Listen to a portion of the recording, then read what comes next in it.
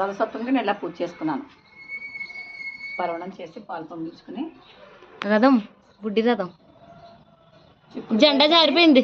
చిప్పటికెళ్తే రథం చేస్తున్నాం. అలా చెప్పడిపోతే జెండా పడు అది పర్వణం ఈ టాలెంట్ అంతా మనదే.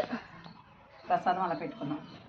తులసమ్మ దగ్గర చేసుకున్నాం. ఇదంతా బయట సూర్యుడి దగ్గర చేయాలి కాబట్టి అంటే తూర్పు ఎదురుగుండా ఉంటుంది, అందుకని తులసమ్మ దగ్గర అన్నీ చేసేసుకున్నాం.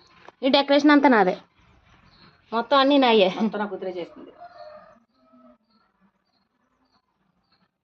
సూర్యుడు కాబట్టి.